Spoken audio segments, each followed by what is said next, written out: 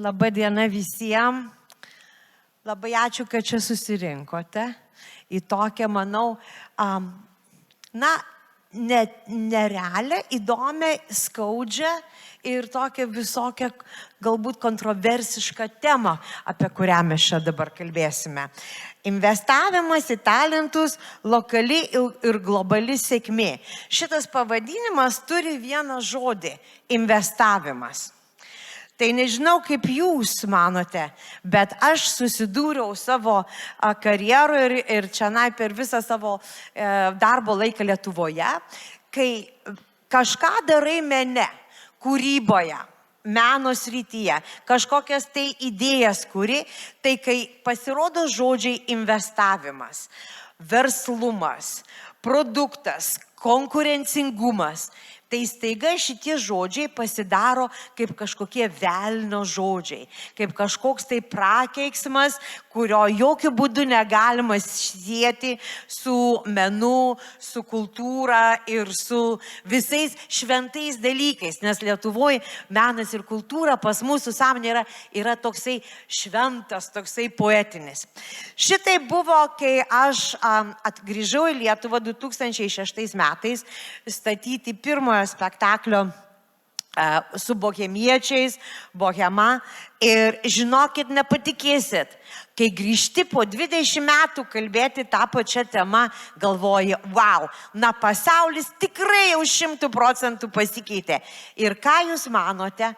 Mane praneša, kad aš dalyvausiu šitoje konferencijoje su šituo pranešimu. Ir Facebook'e aš iš karto gaunu labai kelis nepatenkintus žmonės, kurie mane lygiai taip pat iškolioja, kad kaip ir koliodavo prieš 20 metų, kad aš apie meną, kai kalbu, aš kalbu apie verslumą, apie investiciją, apie rėmėjų paieškas, apie finansus ir daug kitų dalykų, kurie iš tikrųjų yra tokia kaip stigma. Ir būtent mano pranešimas ir mano kalbėjimas ir bus apie tai, ką verslas ir ką investicija į meną, kokius rezultatus duoda, nes dabar tai jau nėra teorija, dabar tai yra praktika. 18 metų Vilnius City Opera, bohemiečių veiklos, mes matome, kaip rezultatai išaugo ir kaip ta investicija mūsų visų atsipirko, ką mes darėme visą šitą laiką. Žinot, man atrodo, jeigu nori tikrai ryškios ir didelės rezultato, sėkmės, tu turi labai ilgai dirbti. Taip nieko nebūna, štai investavau, o rytoj jau čia man didžiausiai užaugo dividendai. Taip nebūna. Aš galiu kalbėti apie mūsų darbą, apie mūsų veiklą, kad tai yra 15 metų. Po 15 metų proceso, kurį mes praėjome, mes dabar galime džiaugtis iš tikrųjų labai didelę tarptautinę sėkmę. Bohemiečiai, kaip jūs žinote, buvo sukurti absoliučiai iš oro, iš nieko. Nebuvo teatro, nebuvo pinigų, nebuvo visiškai nieko, tik buvo labai daug meilės, labai daug svajonių ir labai daug noro. Ir, reiškia, tuo metu mes susidūrėme su lygiai tokiamis pačiomis problemomis, su kuriomis susidūrėme ir dabar, nes nėra pirmiausiai finansų. Kai mes kalbame apie meną, kažkodėl tai yra stigma kalbėti apie finansus. Bet palaukite, štai vakar aš kalbėjau vakare su Giedre Žickyte ir jinai sako, Dalia, palauk, tai jeigu aš neturėsiu už ką sumokėti gaferiui ir operatoriui ir montuotojui, tai mano jokio filmo nebus. Tai lygiai taip pat, žinot, mes neturime gėdytis kalbėti apie finansus, kai kalbame apie meną, nes be to pagrindo niekada nebus spektaklių, niekada nebus meno. Pasižiūrėkite, pirmieji bohemiečiai, tai buvo jaunimas, kuriem iš tiesų nebuvo vietos kitose profesionaliose organizacijose Lietuvoje. Reiškia, nes jie buvo jauni ir kokia buvo sistema. Buvo tokia sistema, buvo vienas operos teatras ir viename operos teatre buvo etatai. Ir tuo metu, jeigu, tu esi etate, tai praktiškai jau tu tenai tame etate, nežinau, iki gyvenimo galo. Ir jauni žmonės visą laiką, negaudavo tų didžiųjų galimybių, didžiųjų vaidmenų ir visą laiką turėjo, pirmiausia, ten kokį pažą 5 iš kairės vaidinti, ar ten, nežinau, kažkokią tarnaitę ir taip toliau. Ir man, atrodė, kad pirmiausiai reikia šitiems talentams, nes buvo tikrai labai labai talentingi jauni žmonės, nereikia laukti 20 metų, kol jisai galės pagrindinį vaidmenį daryti. Jam reikia suteikti galimybę čia ir dabar. Tai tam mes ir sukūrėme mūsų kolektyvą, nes pagrindinis tikslas buvo iš tikrųjų sukurti jaunimui tokią terpę, tokią galimybę, kad jie galėtų gauti ne tik tai profesiją, ką jie gauna akademijoje, ką jie gauna čia, mokymosi įstaigose, bet jiems duoti absoliučiai viską, kad jie būtų konkurencingi tarptautinėje rinkoje. Man norėjosi sukurti žmonės, kurie būtų laisvi, kurie būtų įkvėpti, svarbiausiai, kad būtų atskleidę savo talentą, bet turėtų įrankius, kaip tai parodyti. Ir pasižiūrėkite, manau, šis pavasaris man buvo didžioji šventė, kai aš pamačiau, ką reiškia mūsų visas darbas. Nes Londone, Covent Gardene, iš tikrųjų vienoj ryškiausių Europos scenų, svarbiausių scenų. Pavasariniam sezone net 3 mūsų pagrindiniai solistai dainavo 4 pastatymuose pagrindinius vaidmenis. Ar jūs įsivaizduojate? Aušrinė Stundytė, Elektra, Aušrinė Stundytė, Toska, Asmik Grigorian, Madame Butterfly, Kostas Smoriginas, Eskamiljo, Carmen.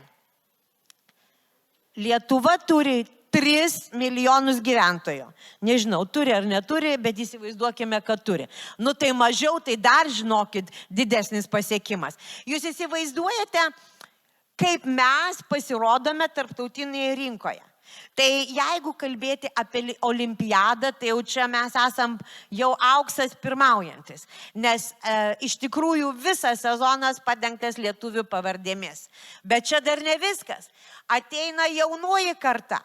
Ir net 2 jauni solistai, Romanas Kudrašovas ir Giedrė Kupšytė, dainavo mažus vaidmenis Londono Covent Gardene. Ir visa tai yra ta kelionė, kurią buvo verta pradėti 2006 metais.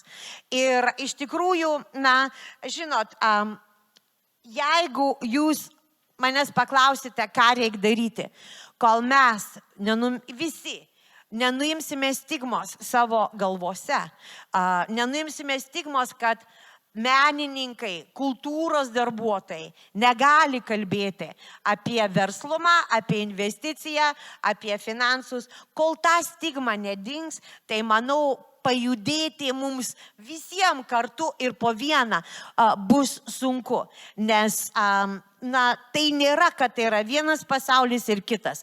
Tai yra kartu sujungta, vienas be kito negali egzistuoti ir taip jau buvo 100 metų, reiškia, su mecenatystė pasaulyje, su kitais dalykais.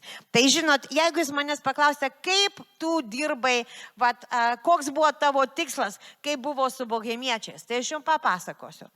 Mano tikslas visus tos metus buvo, ir jūs čia, manau, labai daug kas mane suprasite, būti nulyje. Supranti, jeigu projektas baigėsi ir visiems kažkokią ašarėlę ten sumokėjai, už viską sumokėjai ir esi nulyje, tai man buvo didžioji pergalė. Aš galvojau, wow, čia yra fantastika, čia yra nerealu. Bet žinot, buvo labai įdomu pasitikrinti save, nes kai mes jau tapome Vilnius miesto opera po 6 metų veiklos ir tada jau aš turėjau didelę valdybą, kurią sudarė ir menininkai, ir verslo žmonės, ir tuomet per pirmą posėdį jie man sako, Dalia, koks tavo tikslas yra? Vat koks tikslas Vilniaus miesto operos? Sakau, mano tikslas, kad sezono gale mes visada būtumėm nulyje ir neskolose. Ir žinokit, mano visi tarybos valdybos nariai apšalo. Nes jie, žinokit, atėjo iš verslo pasaulio ir jų galvose jau po 6 metų veiklos šitas kolektyvas yra ryškus kolektyvas, čia jau sportuoja, čia viską daro. Ir kad vadovas sako, kad jo tikslas būtų nulyje, tai jiems šiandien netėjo į galvą, tiesiog nesusividė šitas. Tai manau, kad daugelio iš jūsų tikslas, matyt, jūsų darbe, gyvenime ir kūryboje yra būti nulyje.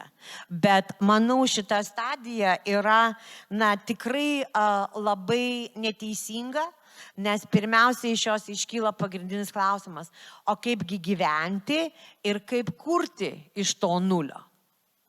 Ką reikia daryti. Ir čianai, žinot, aš supratau labai anksti, kai turėjau savo svajonę, kurią norėjau įgyvendinti, kad nieko kito nebus. Vat kodėl Dalia nebijo kalbėti šitais dalykais. Žinokit, čia joks nestebuklas, Dievas mane specialiai neapdovanojo. Mane gyvenimas privertė, nes tuomet tu turi pradėti galvoti. O kągi tau reikia daryti ir kaip tau reikia suktis ir kaip tau reikia sugalvoti, kad tu vis dėlto norėtum įgyvendinti tą svajonę. Ar sukurti tą darbą, ar padaryti kažką tai tokio, ko kiti nedaro. Kad tai būtų, įdomu, įkvepiančia kitiem. Ir svarbiausiai, suteikti galimybę jaunam žmogui, parodyti tai, ką jis gali, savo talentą. Kai aš pradėjau Bohemiečius, aš jau buvau atvažiavusi iš patirčių vakaruose ir labai norėjau įgyvendinti kažkokias jų idėjas ir sistemas ir parodyti, kaip tai gali veikti ir Lietuvoje. Nes, žinot, gal jūs šiandien sėdi ir galvojat, stovinai čia šneka, Bohemiečiai buvo Vilniuje, buvo visos tos galimybės, o žinokit, kaip ir esi Londone, tai mūsų dainuojantys solistai, jie irgi, Lietuva yra regionas. Lietuva yra Europos, pasaulio taip pat regionas, bet mes galime. Tai reiškia, žinot, tai transliuojasi absoliučiai visais masteliais vienas ir tas pats. Ir kaip aš išmokau apie meno rėmimą ir mecenavimą ir kad tu turi nueiti, tu turi nebijoti prašyti, tu turi savižinoti, kaip parduoti, ką parduoti, kaip būti konkurencingu, kaip būti įtikinamu. Tai yra žiauriai sunku. Bet žinot, kai aš atsisėdau ir aš supratau, kad be šito Bohemos 2006 metais aš nepastatysiu, tai aš galvau, ir aš galiu. Žinot, apie meilę, sielą, meną yra labai nuostabu kalbėti. Tai yra šviesa, tai yra labai nuostabu. Žymiai sunkiau kalbėti apie tuos dalykus, apie kuriuos aš kalbu. Bet tu turi save prisiversti, nes be techninių, praktinių galimybių niekada nieko nebus. Ir čia, žinot, turiu vieną blogą naujieną jums visiems. Šiaip po to bus gerų naujienų, ypatingai kai rytis ateis. Bet blogą naujieną turiu visiems. Negalima laukti. Jūs negalite laukti, kol jums kažkas kažką duos. Žinot, nes visą laiką laukiam, kol kultūros taryba kažką tai skirs, kol ministerija kažką tai duos, kol kažkas tai ateis ir mus pamatys ir susižavės mumis ir mums ką nors padės. Žinokit, nepadės ir neduos, arba jeigu duos, tai neduos tiek, kad įgyvendinti visą svajonę. Tai čianai arba reikės įgyvendinti 4, arba velniop su tą didžiąją svajonę padarysime mažą svajonę, arba, žinokit, gali ir nepamatyti. Vat aš pavyzdžiui rėkiu Lietuvoje 18 metų. Jūs galvojat, kad visi mato? Tikrai ne. Ypatingai tenai, kur, žinot, kur svarbu, tu turi stengtis. Tai štai reikia ieškoti pačiam. Ir šitoj vietoj tai yra labai svarbu. Iš tikrųjų, jeigu myli tai, ką tu darai, nereikia bijoti ir ieškoti žmonių aplink save, organizacijų aplink save, kuriem gali ateiti ir papasakoti apie tai, ką tu darai ir paprašyti pagalbos. Ir nereikia iš karto prašyti pagalbos visam dideliam namui. Pirmiausia, reikia nuo mažo kambariuko pradėti, nuo dar kito. Ir tada reikia klijuoti. Kai aš atėjau pas rėmėjus 2006 metais, aš, žinokite, tuo metu pardavinėjau orą. Oro pilis. Nes aš atėjau ir sakiau, štai čia bus tokia opera ir čionais bus jauni žmonės ir čionai bus tokios dekoracijos ir tas anas, kitas penktas ir jaunimas bus. Bet nebuvo pavyzdžio. Tai negali pasakyti, bus vat kaip tas. Tai žmonės, neįsivaizduoja, nes ne visi įsivaizduoja. Bet svarbiausias dalykas turėti tikėjimą tuo, ką tu darai ir turėti labai didelį, vidinį užtaisą ir jėgą. Nes tie žmonės, kurie manęs neįsileido per duris, o tokių buvo daug, aš atėjau per langą. O tie, kurie langus uždarė ir tie, kurie manęs per langą neįsileido, aš jiem prisisapnavau.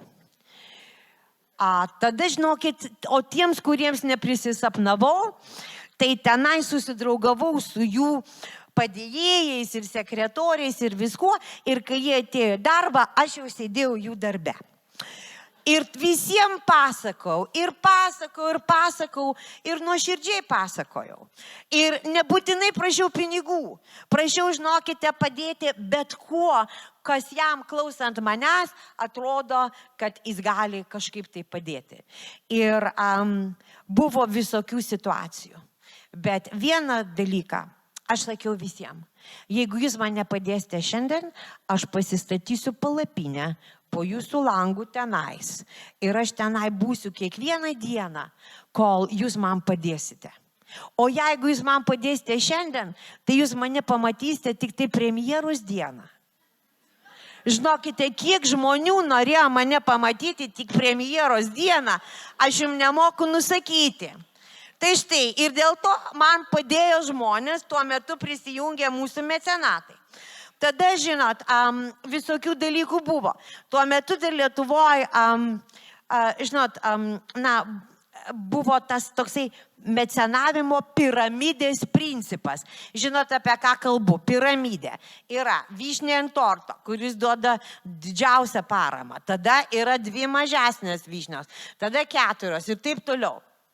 Ir šitoj vietoje aš kalbėjau su patarimo klausiau vieno labai ryškaus meno prodiuserio vadovo. Sakau, klausyk, o kaip čia veikia ta piramidė? Ir jis man papasakojo apie tą vyšnę ant torto ir viską. Ir aš galvoju, žinokit, o ką, jeigu vyšnė užlūžta? O pavyzdžiui, tavo pagrindinė vyšnė tau sako, aš negaliu. Taigi tada tavo pusė torto ir dingsta tos piramidės. Tai čia galvoju, man netinka toks variantas, negerai. Ir aš jums siūlau kitą variantą savo, kuriuo aš gal jo originaliai ar nelabai originaliai sukūriau tuomet prieš 20 metų, tai yra Napoleonas. Tai ne piramidė, o sluoksniuotas. Tai reiškia, suprantat, kad yra tame sluoksnyje didieji, tada mažesni, tada dar mažesni, bet yra daug sluoksnių. Ir žmonės gali per daugelį projektų judėti iš vieno sluoksnio iš kito, į kitą organizacijos ir viskas. Bet kas tada atsitinka? Kad nėra atsakomybės ant vienos organizacijos, jeigu tai vyšniai blogai, kad staiga man kas nors atsitinka. Nes yra tame sluoksnyje daug žmonių. Tai vieno rėmėjo, vienos pagalbos, vienos investicijos griuvimas nereiškia jūsų projekto griuvimo. Tai reiškia, kuo jūs galite surinkti, daugiau, pamažiau, jūs pradedate taip pat kurti pasaulėlį, kuriems yra įdomu, ką jūs darote. Nes jie turi, kad ir mažą, žinote, investiciją į tą jūsų rezultatą, į tą jūsų svajonę. Mes kūrėme mūsų veiklą būtent, kaip aš juokauju, to Napoleono principu. Mes 15 metų turėjome privačius rėmėjus Lietuvoje, manau, didžiausius meno rėmėjus Lietuvoje. Ir man buvo didelė dovana, kai po 10 rėmimo metų Kultūros ministerija įsteigė pirmuosius medalius už paramą menui ir tai buvo medalis už paramą jaunimui mene. Tai tenai buvo ne vienas žmogus, kuris padėjo gyveninti šitą svajonę, bet 10 didžiausių organizacijų Lietuvoje ir tada sekančiais metais dar 15 didelių organizacijų, kurie su mumis draugavo ir mus įgalino. Bet tai žinot, čianai vėl negalvokite, čianai Vilniuje gali visur nueiti. Ne, aš kalbu apie pačias įvairiausias pagalbas. Reiškia, ir būtinai reikia šito siekti. Dabar, jeigu jūs manęs paklausite, gerai, o ką tu jiems sakai, ką tu nuėjus, kokią idėją tu parduodi ir ko tu prašai. Ir iš tikrųjų, dėl ko mano idėja, manau, buvo visiems atraktyvi, investicija į jaunus talentus. Manau, kad investicija į kultūrą, kultūros vertybės jaunuomeniai ir kad jaunimas galėtų turėti kitus šansus, tai yra labai svarbus dalykas. Ar tai būtų vizualiuose menuose, ar tai būtų sceniniuose menuose, ar tai būtų muzikoje. Nes pažiūrėkite, kiek jaunų talentų, kiek jaunų žmonių išėję ir pradžią ir visas vertybės yra gavę ten, kur jie yra gimę ir ten, kur jie yra užaugę. Jau kai jie atvažiuoja mokytis į Vilnių ar kažką tai daryti Vilniuje, mes jau buvome tik sekanti grandis, bet visas vertybės ir viską, ką turėjo, jie atsinešė iš savo ten, kur jie gimė, užaugę, iš visos Lietuvos. Ir čianai yra šaknys, ir čia ir yra regionai. Bet manau, kad kiekvienas mokytojas, kiekvienas, dramos būrelio vadovas ar kažkas, kai jisai mato savo talentus, kurie dainuoja Paryžiui, kurie dainuoja Milane ar tenai Londone, jie visi kartu dainuoja.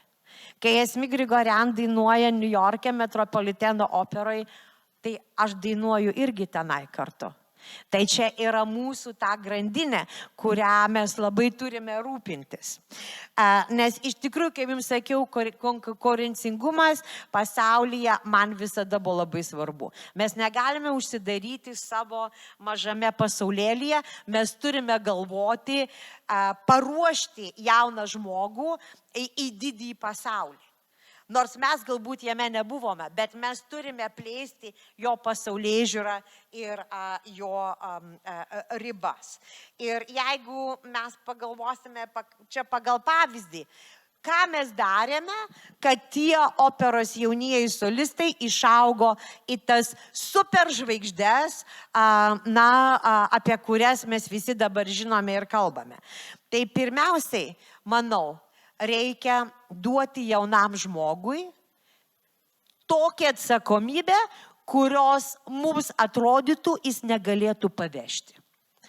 Tai reiškia, jam reikia duoti pagrindinį vaidmenį, sudėtingą, aišku, kuris tinka jo balsui, kuris tinka jo amžiui ir viską, bet tai turi būti didelis.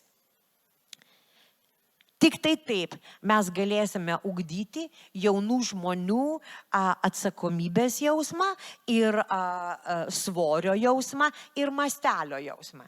Jūs manęs paklausite, ar tai yra atsakinga, nes jie gali palūžti, jie gali sugriūti. Žinokit, labai mažas procentas, kam taip atsitinka. Visi kiti, jie išauga žymiai labiau. Net tie, kur aš galvojau, nežinau, čia gali nelabai, tyliai galvojau, savo tyliai. Va, bet ir jie, tai kai tu uždedi ant pečių, žmogus paveža. Nes tada tu rodai savo tikėjimą, pasitikėjimą, aišku, reikia jam padėti, reikia būti šalia, bet tas yra labai svarbu. Nekurti mažas svajones, o kurti didelės svajones ir dėl jų kovoti ir įgalinti tos žmonės jų siekti. Čianai yra dar vienas punktas, po didelių svajonių ir didelių vaidmenų eina punktas numeris 2, juodas darbas. Čia yra blogoji pusė, nes už dyką nieko nebūna. Tai, ką jums pasakyti, jūs tikriausiai apie mane žinote, manau, legendų sklinda daugiau negu realybės, bet aš dirbau su jais 12 valandų, nors pagal operos solistų įstatymą, bet kur Europoje, pasaulyje, legaliai gali dirbti 6. Ir dirbau kiekvieną dieną be išeiginių. Ir kai mūsų solistai išvažiuodavo padainuoti Europoje, tai jie sakydavo, kad jiems ten kaip atostogos. Nes jie tik 6 valandas dirba ir dar turi visą dieną, gali ten, žodžiu, į muziejų nueiti ar šiaip. Tai mes vaidinome spektaklius kiekvieną dieną, ko operos solistai negali iš tikrųjų daryti, bet reikėjo ugdyti ištvermę. Reikėjo juodų darbo ugdyti tai, kad jie turėtų tai, ko kiti neturi, kad jie galėtų dirbti daugiau negu visi kiti. Ir visi tie, kurie su manim dirba, dabar Europoje atvažiuoja, žinokit, o jie nebijo nieko. Jie gali ateiti, jie gali padaryti vaidmenys per labai greitą laiką, jie gali dirbti repeticiją naktį, viskas gerai, repeticiją ryte, viskas gerai. Dėl ko? Dėl to, kad jame atsiranda tas raumuo, kurisai galvoje, kurisai juos veda ir to negazdina. Tai tas juodas darbas yra labai svarbus. Čianai turiu vieną pavyzdį, jaunimas tikriausiai tą pavyzdį išgirs. Mūsų šeimos draugas yra toks dainininkas Ed Sheeran. Ed Sheeran, jisai yra labai didelis popsnės, super didelė žvaigždė. Vienas iš didžiausių pasaulyje dabar. Ir Edas labai paprastai pasakojo, kaip jisai šito pasiekė, būti vienu didžiausių pasaulyje. Jisai sakė, kai jisai buvo jaunas, kai jisai buvo dar pirmais studentavimo metais, jisai suprato tik tai vieną dalyką, kad didesnio talento negu kiti geri jis matyti neturi. Bet jisai bandė sužinoti, o kiek kiti dirba, ir nusprendė dirbti 2 daugiau. Jisai, rizikavo investuoti visą save, visą savo laiką, net, bijant išsisemti, prarasti jėgų, prarasti balsą. Jis sakė, aš dirbau dieną naktį. Kelis metus grojau visur, nesvarbu kur, kiekvienam pube, kiekvienam ten už kampo, ant kampo gatvėje, svarbu, kad dainuoti. Tai visiškai nenuostabu, kad jisai pasiekė to, ko jisai pasiekė. Lygiai taip pat, jeigu jūs manęs paklausite, o kaip Asmik Grigorian tapo geriausia pasaulio solistė, tai aš jums sąžiningai pasakysiu, aš nemačiau nei vieno solisto per savo visą gyvenimą, kuris dirbtų daugiau negu Asmik Grigorian. Taškas. Jinai repetuoja ir tada, kai visi eina pavalgyti pietų, jinai per Zoomą dirba su vokalo dėstytoju. Tada 5 minutės pailsi, sekanti repeticija ir vėl kažkas. Tai yra juodas darbas, yra labai svarbu ir be jo joks talentas nepadės. Tada, žinote, yra labai dar viena savybė, kurią aš labai propaguoju visiems menininkams, kultūros žmonėms, už ką jie manęs labai labai nemėgsta, bet po to labai myli.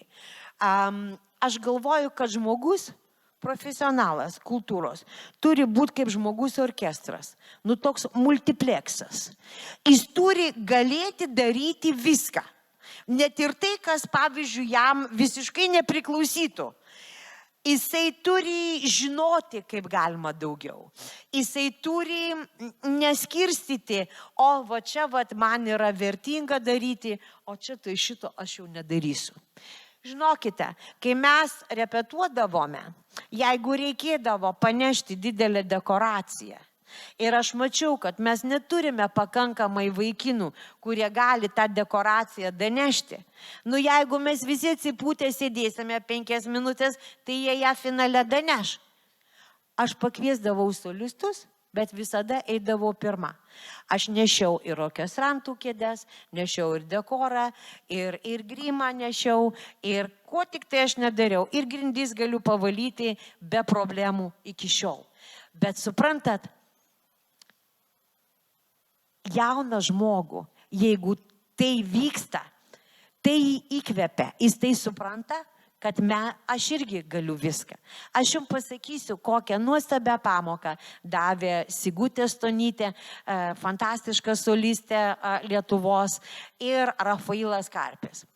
Aš su jaunai žmonėm darau Mocarto visos jos tokios, pas mane yra nuostabi masuotė, iš jaunų ansamblistų, jie visi prašmatnus, ten toks jaunimas, ir tenai yra baras. Ir masuotė turi būti jaunimas geria prie baro.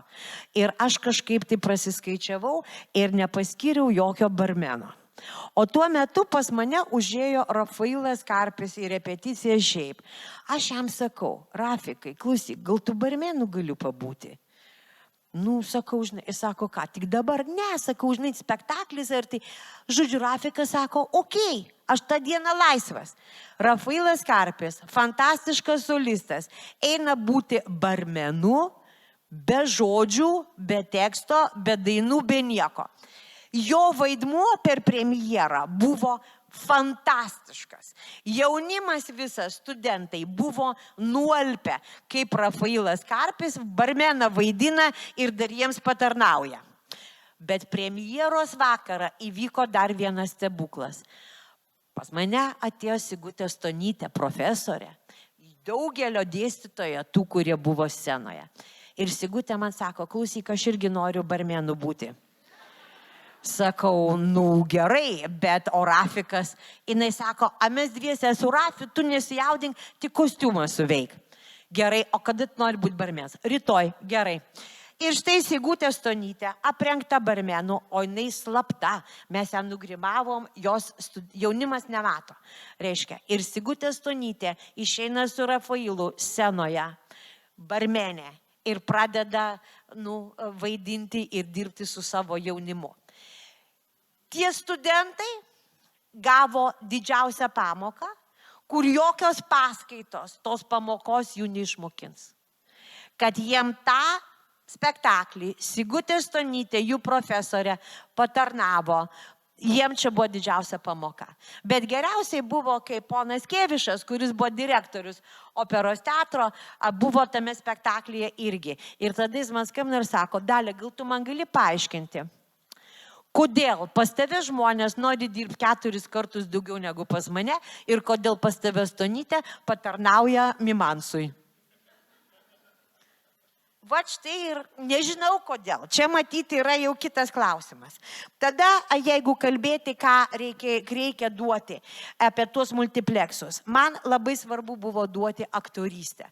Man labai svarbu buvo, kad tie operos solistai išeitų kaip kino aktoriai, kad jie galėtų vaidinti, kad nebūtų taip stoviu ir dainuoju ir vaidinu kaip šviesoforas, kaip senais gerais laikais. Jau čia jūsų pusė tikriausiai to nematėt, bet tai buvo. Tai reikėjo duoti aktorystę, ko akademijoje tiek negaudavo. Ir čionais mes labai daug pastangų padėjome. Ir žinot, 18 metų to nieks nepastebėjo. Niekas niekada man Lietuvoje nepasakė. Bet man pasakė New York Times. Kai jie pamatė Asmik Grigorian, Madame Butterfly, jie parašė, mes niekada Metropoliteno scenoje nematėme tokios aktorės. Solistės aktorės, kuri vaidina akimis, rankomis, sielą, o tenai 3000 žiūrovų.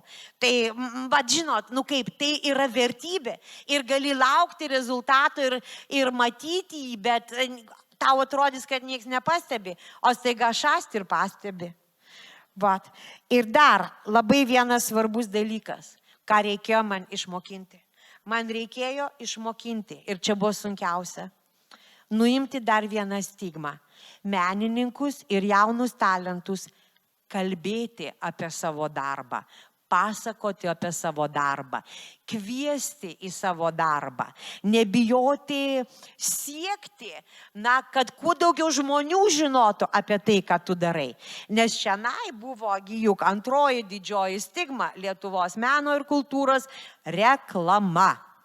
Tai štai, žinokite, 2006 metais, kai aš atvažiavau padaryti mūsų bohemos, aš pirmiausiai norėjau, kad didžiausias to meto dienraštis, laikraštis duotų mums visą puslapį. Viso puslapio reklamą. Niekada Lietuvoje nebuvo buvusi. O aš atsivežiau po vienu pažašiu Guardian laikraštis, po kitu pažašiu The Times ir vis demonstravau, kaip čia atrodys ir kaip čia gerai. Mes jį turėjome. Aš norėjau, kad reklama būtų ant troleibusų, kas dabar yra normalu. Tuo metu iš vis nieko nebuvo. 2 recenzijas parašė muzikos kritikės apie tai, kaip Ibelhauptaitė uždėjo Pučinį ant troleibuso. Apie spektaklį neparašė, apie troleibusą parašė. 2006 metai. Ir jau nekalbant visų kitų dalykų, kurie jums dabar atrodo absoliučiai normalūs. Tai jeigu kalbėti apie tą verslo ir meno simbiozę ir tą žodžio verslumas, stigma, kuri dar pas mus egzistuoja, aš labai džiaugiuosi, kad stigmos reklamai jau mes neturime ir mes suprantame, kad tu gali būti didžiausias genijus. Bet jeigu tu dainuoji vonioj, ar pieši savo skladukę, arba rašai savo mamytės namų mažam kambariukė, kuriame tu gyveni, ir niekam apie tai nepasako ir nieks nežino, tai žinokit, bėda, gali nieks ir nesužinoti. Jeigu tu darai spektaklius kažkokius, tai bet ką. Ir žinokit, aš jums nemeluoju, prieš gerus 20 metų apie tai, kas vyksta, kokie spektakliai, buvo vienas puslapis ir visus surašo. Ir tokiom minimaliom raidelėm tu tenai perskaityt gali, koks režisierius kokį spektaklį daro kur. Pavyzdžiui, žinot, aš neperskaitau, aš atvažiuoju, klausiu, kas vyksta, man paduoda šitą, aš nespėjau perskaityti, išaiškėja. Tuo metiniais laikais fantastiškas režisierius Nekrošius, jo spektaklis jau praėjo. Buvo prieš 2 dienas. Aš sakau, pala, o tai kodėl mes nematėm, kodėl aš negalėjau sužinoti, paskaityti. Sako, tai kaip, tai laikraštį, taigi tau daviau. Tenai, tokiom raidelėm. Suprantate, man buvo labai liūdna. Man norėjosi, kad lygiai taip, kaip tu išeini į bet kokį didelį miestą, kai dabar išeini, tu matai, troleibusas pravažiuoja ar autobusas, jau žinai, kas vyksta, pamatai gatvėje, pamatai kažkur tai, per televizorių. Tai yra labai svarbu kalbėti apie tai, ką tu darai, nes tai yra aplinkinis ryšys. Jeigu tu nebijosi kalbėti apie tai, ką tu darai ir visi žinos, tai tuomet bus lengviau pritraukti grupę žmonių, kurie yra tavo grupė žmonių, kurie tau padės. Kartais blogos žinios. Kartais reikia investuoti mums patiems į kažkokius reklamos specialistus. Kartais reikia investuoti, kur atrodo, čia pats galiu padaryti. Bet iš tikrųjų tie profesionalai, jie padeda, iš išorės visada geriau atrodo. Kaip, aiškiau, žinai, pats gali savo atrodyti kaip vieną, o vat iš išorės tau, kaip tave supakuoti, kaip tai pateikti, kartais kitiem atrodo geriau. Ir kažkuriai, tai gal 2010 ar 2012 metais mes tiek buvome visko užsukę, kad Vilniaus miesto operos veiklai paramos būdu dirbo 4 didžiausios Lietuvos reklamos kompanijos. Tai buvo nerealu, kad 4 dirbo vienam kolektyvui. Žinokit, jos žiauriai džiaugiasi, kad jos yra 4. Jokios konkurencijos nebuvo. Nes tiek daug buvo veiklos ir tiek daug buvo iš mūsų noro kažką tai daryti, kad vieni būtų nepatraukę. Ir jūs matyt manęs dar paklausite, o kodėl jos visos dirbo? Kodėl? Nes dirbo nemokamai, iš meilės skyrė savo laiką. Ir manau, dirbo dėl to, kad mes suteikėm jiem laisvę kurti. Tu turi kitam atrišti rankas ir duoti jam laisvę. Tu negali sakyti, o tu ateik čia, man padėk, o dabar aš tave kontroliuosiu. Taip nebūna. Tu suteiki laisvę kurti. Ir tos reklamos agentūros laimėjo labai daug konkursų. Galėjo irgi įgyvendinti savo svajones. Kultūra yra mūsų visų susibūrimas, kad kurti kitokį pasaulį ar kurti svajones. Ir žinot, yra juokinga labai, kad dirbo 4 kompanijos, o dabar su mumis dirba vienas žmogus. Bet palaukite, tas vienas žmogus, Stefanija Jokštytė, gigantas. Bet tas yra gigantas, kuris yra užaugęs. Tai mūsų kolektyve dabar mūsų darosi vis mažiau ir mažiau, dėl to, kad pas mus užaugo ąžuolai, pas mus užaugo iš tikrųjų, kaip aš sakau, tie žmonės gigantai, multipleksai, kurie gali absoliučiai viską. Ir aš tuo visada labai tikėjau. Ir čia aš jau, žinokit, matau, grėsmingai čia laikas tiksi man, jau tuoj mane nuneš nuo scenos, tai kol nenunešia, jūs tikriausiai žinote, kad aš įsigijau dar vieną profesiją. Čia vėl apie neįmanomus dalykus. Tuo metu man buvo 52 metai, dabar jau ne, dabar daugiau. Ir kad 52 metų moteris galėtų taip pakeisti savo specifiką ir profesiją, buvo kaip ir neįtikėtina. Jeigu jūs paklausite, ar man nebuvo baisu, galiu pasakyti, buvo pilnos kelnės. Bet aš pasiryžau ir išvažiavau dirbti į kiną, į Holivudą, kaip kūrybinė prodiuserė savo vyro darbų ir per paskutinius 3 metus padariau net 2 labai didelius darbus. Ir man teko daryti 10 serijų televizijos serialą apie filmo Krikštatėvis kūrimą, meninį serialą, ne dokumentinį, paremtą tais faktais.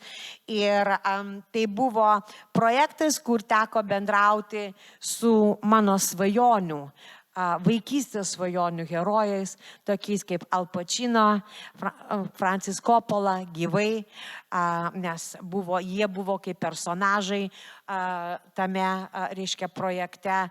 Ir projekto biudžetas buvo tarp 8 ir 10 milijonų viena serija.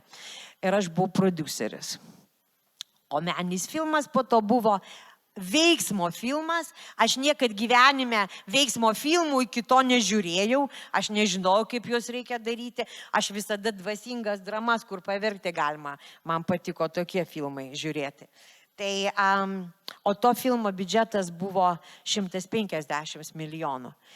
Ir žinokit, ašgi negaliu įsivaizduoti, kaip atrodo visi tie milijonai ir kaip čia dirbti reikės. Ir tada skambutis, problema, o aš kūrybinis produceris, tai man problema sako, o aš jau ją režisieriui turiu pateikti. Ir man sako, dalį, žinok, iki pirmadienio reikia sumažinti 2 milijonus. Tai, sakau, kaip, iki pirmadienio 2 milijonus. Taip, žinok, pasakyk Dexteriui, gali išimti kokią nori sceną, gali ką nori daryti, pusę dekoracijų nupriauti. Nu, svarbu, kad 2 milijonai nebūtų. Nu, gerai, ate, iki pirmadienio. Ir aš, žinokite, sėdžiu ir galvoju, palaukite, bet čiagi kai Vilnius City opera, tik tai 0 daugiau. Tai ašgi žinau, ką reikia daryti, kai reikia, suprantate, kai reikia pristatyti geriau, kad atrodytų, negu iš tikrųjų yra. Ir kai reikia palaikyti iš kitos pusės ir kažką ten pridengti. Šitą aš tikrai galiu. Tai ką noriu pasakyti, žinokite, visiškai nesvarbu, kiek galia yra 0, nes visi turi lygiai tas pačias nelaimingas problemas.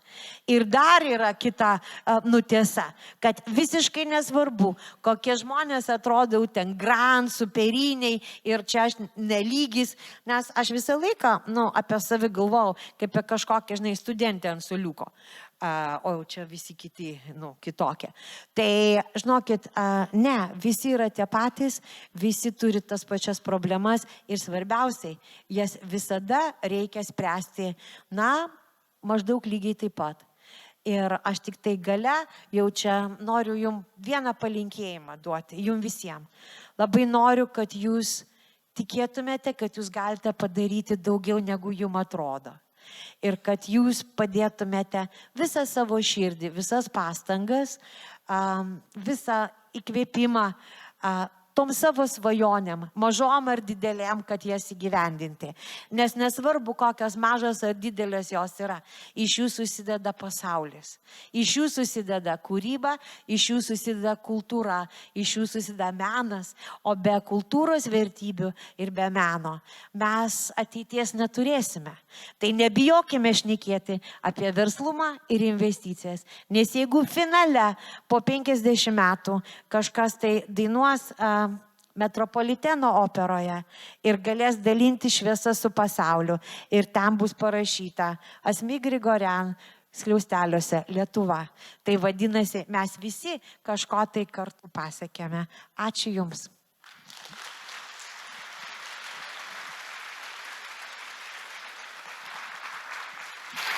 Dalia Ibelhauptaitė. Kaip visada neįtikėtina. Aš galiu pasakyti komplimentą tau vieną. Taip. Dalia kalbėjo apie daug dalykų, kuriuos daro. Ir aš galiu patvirtinti, aš mačiau, kaip jinai nešioja kėdės, aš tai mačiau pats. Ir dar vienas svarbus dalykas liko nepasakytas. Dalia be galo gerbia publiką. Būkite ramus dėl to. Jei labai svarbu, kad jūs ateitumėte ir čia rūpinusi, kad visa salė būtų kuo daugiau žmonių, bet ir kad jūs išeitumėte iš čia praturtėję. Ji dėl to galėtų bet ką padaryti, tai galiu jums užtikrinti.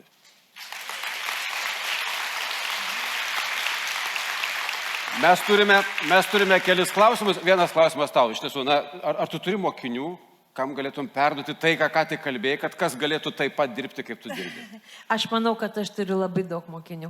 Kiekvienas žmogus, kurisai pasitaikė mano gyvenimo kely Lietuvoje, mano darbo kely su bohemiečiais Vilnius miesto opera, jie gali viską. Taip, mes turime čia klausimą, kas nors prašau, nuneškite mikrofoną. Taip, jau pamatė, gerai. Čia bus pirmasis klausimas. Kol nuneš mikrofoną, aš paskaitysiu dar vieną klausimą. Pranešime daug minėjote apie 2 kart ilgesnės darbo valandas. Ar savo darbo procesuose svarstote apie savo ir savo komandos gerovę, well-being, kaip ją puoselėjate? Savaime aišku, manau, kad labai turi būti laikas, kaip daug dirbti ir tada turi būti laikas, kaip ilsėtis. Ir mes visą laiką, kai yra laikas dirbti, mes dirbame.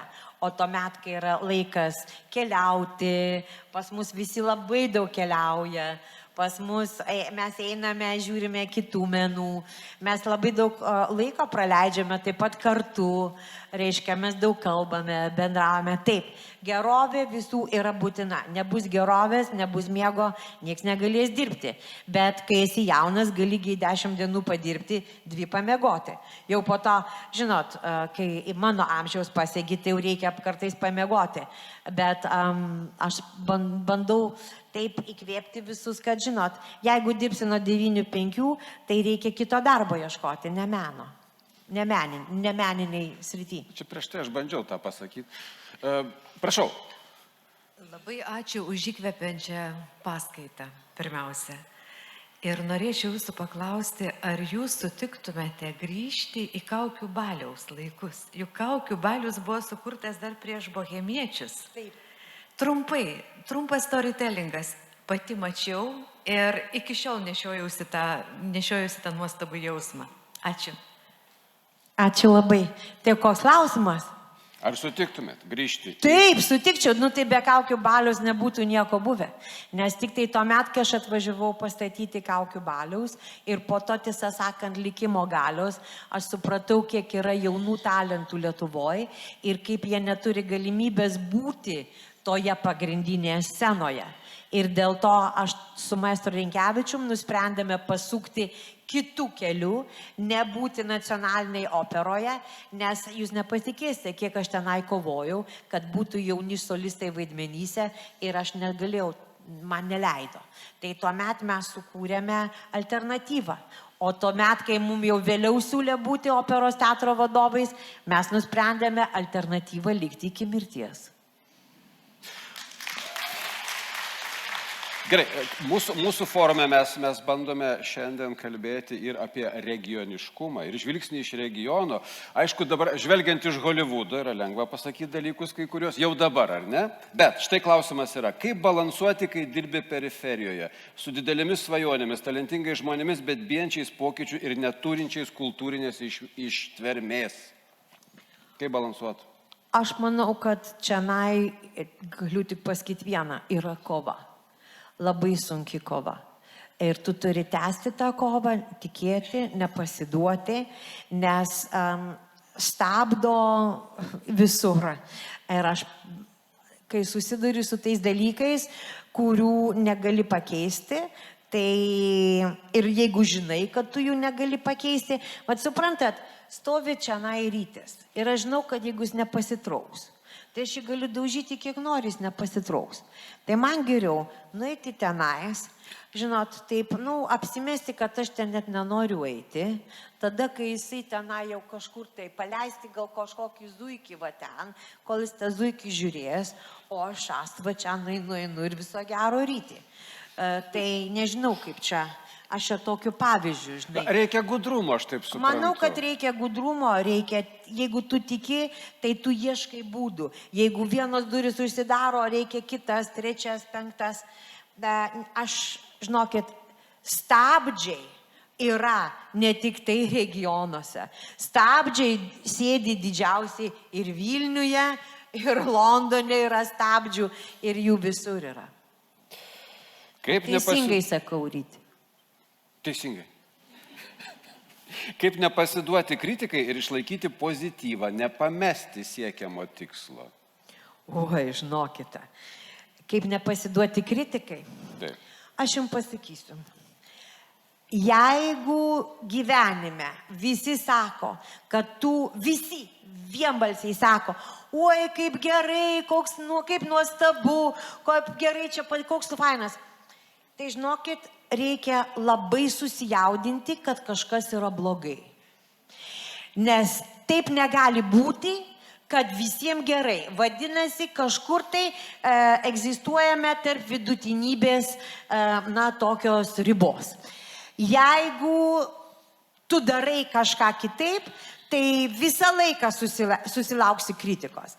Suprantat, jeigu aš padarau spektaklį ir kas nors manęs neiškolioja, neparašo blogai, ar iš vis kritikos neduoda, tai aš žinokit iškart susijaudinu, o kasgi blogai, ką aš čia negerai padariau. Tai manau, kad kritikos bijoti nereikia.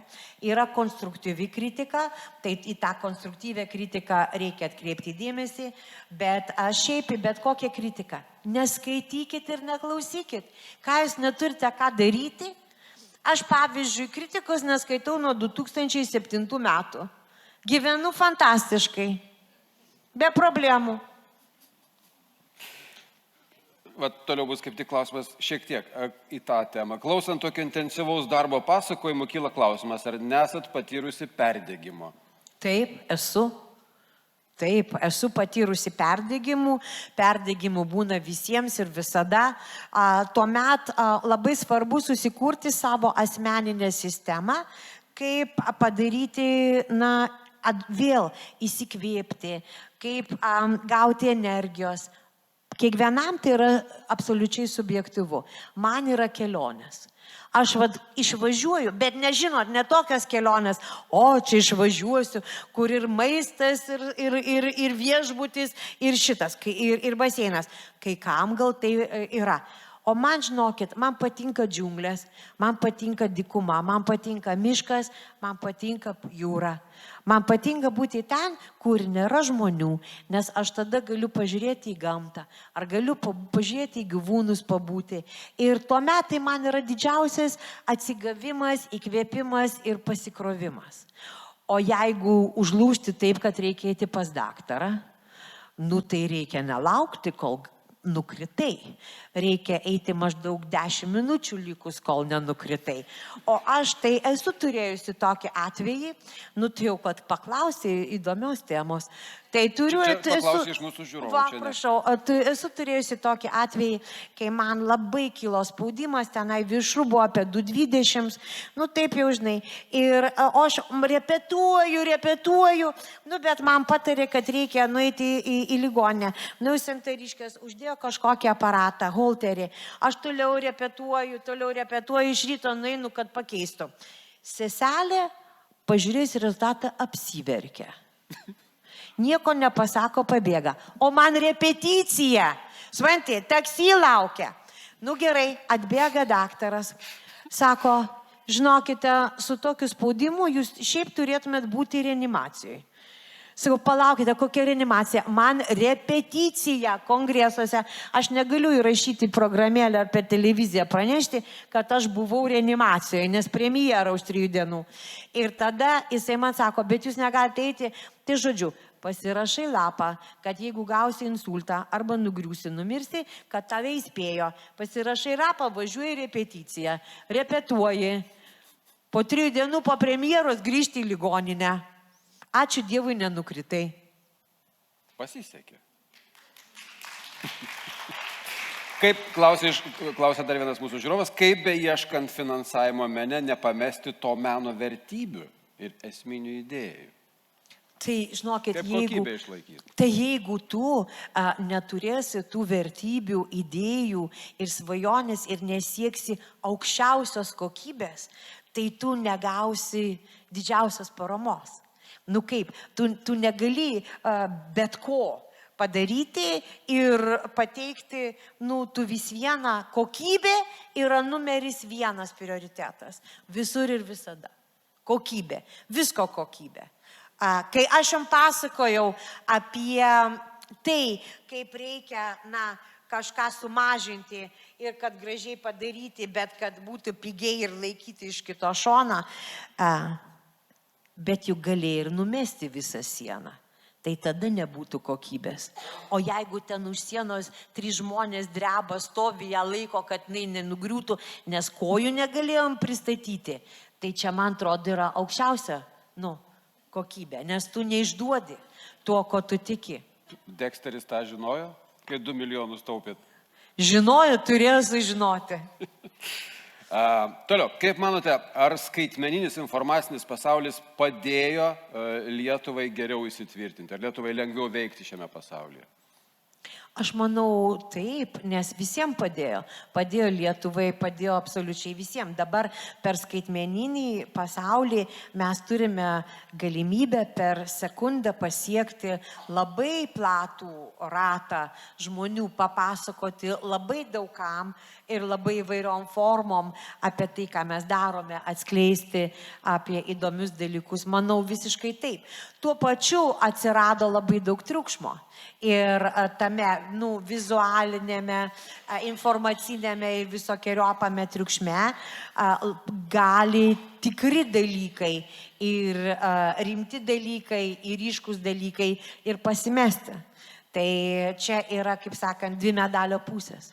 Toks gana specifinis klausimas, jau čia specialistas greičiausiai klausė, kokios geriausios scenos menų pajamų diversifikacijos praktikos pasitvirtino Lietuvoje ir Didžiojoje Britanijoje? Ar yra skirtumas? Scenos menų pajamų diversifikacijos praktikos. Pasakiau mintinai dabar dar kartą. Man paprastai gali. Ne. Žodžiu, ar yra skirtumas tarp Didžiosios Britanijos ir Lietuvos, dirbant prodiuseriui, su dideliais projektais? Dabar paprašiau pasakiau. Ačiū Dievui. Tai ne, jeigu rimtai, taip, skirtumas yra, nes manau, kad kai dirbi su dideliais projektais, pavyzdžiui, Didžiojoje Britanijoje, vis dėlto tenai, kaip pasakyti, jie pasirenka, kelias dalykus, jie remia tuos kelis dalykus, jie žiūri, kaip tie keli projektai važiuoja. Pas mus yra labai sunku, nes mes dar turime tą politiką paremti 200 ir visiems duoti po truputį. Ir tie 200 mes negalime padaryti pirmaujančios armijos. Visų. Tai jie visi ir negali tas blokas pajudėti. Bet jeigu tu įsirenki tikslingai, investuoji šituos, šitie vagonai važiuoja, stumėsi ir gervežiai ir tada tu pradedi kabinti kitus vagonus. Manau, šita politika, kartais geriau veikia negu daug labai mažų. Tai tas, manau, yra labai finansavimo skirtumas yra.